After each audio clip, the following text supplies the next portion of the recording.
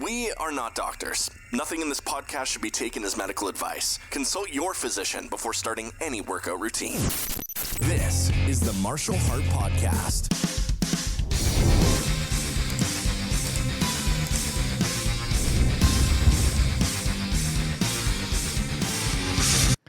Hey everybody, how you doing? And look, if you look down there, this is an audio trials and eBay store episode.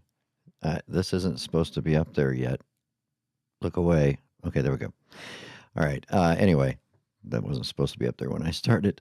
Just forget you saw it. Just forget all about it. Anyway, as you know, I have an addiction with audio equipment now and buying new gear used and then testing it out and then reselling it on eBay. That's why it's the audio trials and eBay store version of the podcast, which I guess that logo down there, I need to change that because you can't actually see the words very well, can you?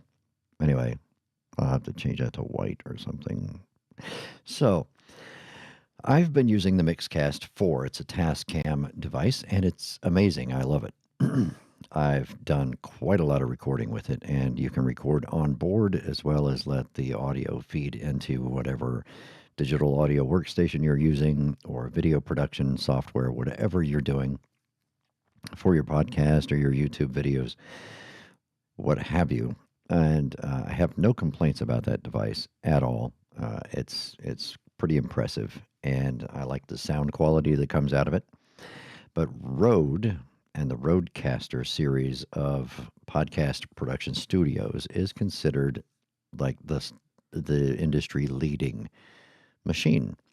And so I've kind of wanted one. I wasn't willing to pay top dollar for one because they are quite expensive. If you get the Rodecaster Pro 2, those run about $700, and just the Rodecaster Duo is about $500. And I just wasn't willing to do that right out of the box without understanding how they worked and if it was actually a step up from the Mixcast 4. So that's why you're looking at that right there, which is the Rodecaster Duo. I bought this used. Hopefully it's recording. It can record on board just like the Mixcast 4 and just like any other podcast production studio thing. And it's called the Duo because it only has 2 microphone inputs and 2 headphone outputs. So a little bit different. The Mixcast 4 has 4 microphone inputs, 4 individual headphone outputs.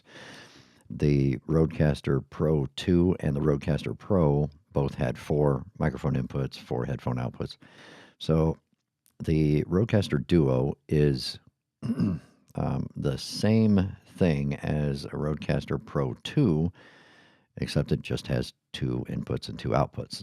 The internal mechanisms, the preamps, the software, the processing, everything is the same as what is on the Rodecaster Pro 2. They just made a smaller device that only had 2 inputs, 2 outputs. Most people don't need 4. I didn't need 4. I was very optimistic, and I hoped that I would need 4, that I would have so many people who wanted to be on my podcast that I would need 4 inputs and 4 microphone outputs. So now I have 2 audio interface devices that have 4 inputs and outputs. I have the Zoom PodTrack P4, which is the little portable device, which was awesome. And I have the Mixcast 4, which is not portable, and it's giant. It's about, I don't know, it seems like it's twice the size of the Rodecaster Duo. But I'm probably going to do a comparison at some point between the 2 devices.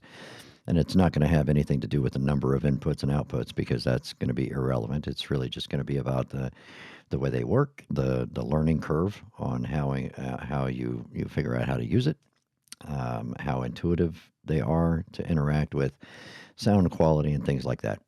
I can tell you off the bat that one thing I do not like about the Rodecaster Pro, there's actually 2 things. The Rodecaster Duo, the headphone outputs, not very good. Not very good at all. The Mixcast 4, awesome. They have awesome headphone outputs, and they're loud. The headphone amps are beautiful. The sound is very clear, and you don't have to crank it up. On the Rodecaster currently, I can't even really, I have to turn it up in order to hear what I'm saying through the headphones.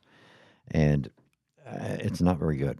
There's a, it's, it doesn't sound like what the final recording is going to sound like. It sounds more like you're kind of talking in a tunnel a little bit. So the headphone outputs on the Rodecaster Duo, at least on this one, not impressed. Uh, Everything else, it's gonna be, I don't know. It's gonna be a challenge to examine it and compare the two. The other thing that I like better about the Mixcast 4 is that it has an actual button. Like it has a button, two buttons actually, that are dedicated to recording and stopping the recording. This is just the touchscreen button. So it's just that thing. You just touch it and it'll pause the recording. You touch it and it records. You touch it again and it pauses the recording. If you hold it down, it will stop the recording. And your finger is in the way. If you see that, like if you're right-handed, you go up there, you can't actually see what it's doing, like until you take your finger away. Not a very good design, or at least they should have put it like down at the bottom or something so that it could project what's happening above the touch button so that it could say, hey, do you really want me to start recording? Do you want me to stop recording? Do you want to pause the recording? That kind of stuff, and tell you what state the system is in. In this case, you can't see it, especially if you got fat fingers like me. If you've got your hand waving over here, you can't actually see what the button is doing. So on the Mixcast 4, there's a dedicated button for record, and it's like over here, and it's a big button. It's red. You have to push it, and it starts to record. And the off button is not the same button. You don't repress the same button to stop. The stop button is next to it. And it has like a little barrier, like a berm built up around the button so that you can't accidentally press it. You have to intentionally press it, because even if you set something down on top of the Mixcast 4, it can't press the stop recording button. So you have to very intentionally do that and stop your recording. And even when you do that, it will prompt you with the touch screen and say, do you really want to stop recording right now? And you have to push yes or no. So that functionality in the Mixcast 4, much, much better than the Rodecaster Duo. Now, I believe on the Rodecaster Pro 2, there is a dedicated record button. And I don't know about the stop button. It's been a while since I looked at it. But if you want to learn more about the Rodecaster products, go check out Tom Buck on YouTube. He's kind of the expert on the subject, and he has a partnership with Rode, and they send him devices before they release them publicly, and he gets to test them and look at them and analyze them and talk about them. So he is kind of like one of the authorities on Rodecasters, whether it's the Rodecaster Pro, the Rodecaster Pro 2, or the Rodecaster Duo. And like I said, anything that he puts out that's going to have the Rodecaster Pro 2 will also apply to the Rodecaster Duo, because they're the same machine. One's just smaller and only has two inputs. Everything else is identical. All the processing, the software, and the mechanisms, and the amps and all that. It's all the same. So I don't know how old mine is. I bought it used on eBay. So I don't know if any of that has been improved in the last year or two. If this one's a couple of years old, I don't know. They may have improved some of those things that I complain about. But the sound quality coming out of it is great. I have no complaints about that, except I'm going to talk about something. And one of the things that everybody mentions about the Rodecaster devices is the presets, that it makes it very convenient if you have a Rode microphone, that it has presets built into it where you can just tell it, I have the Rode Procaster microphone, and push that button, and it automatically sets all the processing to, I guess, I'm assuming what one of the Rode engineers believes makes the Rode Procaster sound the best. And I hated it, so I don't use it. I had to adjust all of the things. And the same with the Rode Pod mic, because I have one of those as well. That's my backup microphone, and it's going to be my guest microphone when the hordes of people come to appear on my podcast because they want to talk about stuff. There's a couple of people coming, but the Rode Pod mic, which is a very popular microphone, and you know what? It's a great microphone. It looks great, and if you don't put a high pass filter on it, it works fine. Which is something I discovered that it doesn't have a very deep low end bass, response. So if you put a high pass filter on it, or if you're running it through a device that has a high pass filter built into it, it's going to make it sound like a tin can sort of thing. So you have to turn that off or set it really low, like at 50 hertz or something, because it already doesn't have very much low end. And when you cut it off, it makes it sound bad for most people, I think. So when I do the pod mic now, I don't put a high pass filter on it. But it has a preset for a Rode pod mic as well. You just, tell it I have a Rode pod mic. So I tried that one. I didn't like that one either. So I had to adjust all of it. And I have a Rode NT1 microphone, which is their studio condenser microphone. And it's an amazing microphone. And it's literally one of the most highly rated and revered microphones out there. And it has a preset built into here in the Rodecaster Duo. And when I press it, I hate it. So the NT1 to me sounds better without any of that stuff on it. Just the raw sound of the NT1. Now, that could be my environment, that could be my voice, I don't know, but to me, it sounds better when I don't have any of the processing running on it. I like the raw sound of it better. Just kind of like the Procaster. The raw sound of the Procaster sounds better than the processed sound that it recommends in the Rodecaster Duo. So things like that are a little kind of sketchy, a little iffy. I don't know who came up with those, but the noise suppression, the noise gate on here is incredibly aggressive and harsh. So in those presets, it'll have all of those settings, and it sets the noise gate way too aggressive. And I had to go back and turn all of those things down so that it actually sounded more natural when a person is speaking, because it makes it sound so unnatural. It was ridiculous. And the compression as well. So if you go in and fix all those, then you can save it as your own preset. I haven't bothered to do that yet because I'm still probably going to tweak it some more. But I didn't really like the presets, so I'm going to have to create my own and use those. And it has just a generic dynamic microphone setting and a generic condenser microphone setting, which really just turns on the 48-volt phantom power. But the other interesting thing about the presets is it has presets for other people's microphones, specifically two of them, the two most popular broadcast microphones in the world. The is it SE? The SERE20 and the Shure SM7B. And those are essentially the two standards for dynamic broadcast microphones. And there are a bunch of other kinds out there, but those are the two most popular that are used in radio stations and studios all around the world. And the SM7B became incredibly popular with podcasters and things like that, and streamers. So, and it's on the Rogan podcast, but it's been around for decades in its original iteration, the SM7, and the newer one is now the SM7B. But the RE20 has also been around for decades, I think since the 60s, and they're very, very popular microphones. So Rode built presets into their system for those two microphones, even though they're not Rode microphones, which I think is kind of neat because they understand their market, they understand the podcasting market, and those two microphones are really popular with podcasters who have a budget that can afford them because they're expensive. The RE20 is more expensive than the SM7B, which is a $400 microphone. The RE20 is going to cost you closer to $500 if you're going to buy it new. Which I don't know how many times they're getting counterfeited these days, but you got to be careful of that stuff. But one of these days I'm going to do a side by side and try to figure out the differences. that I like and don't like between the two devices, because right now, the Mixcast 4 is an awesome machine.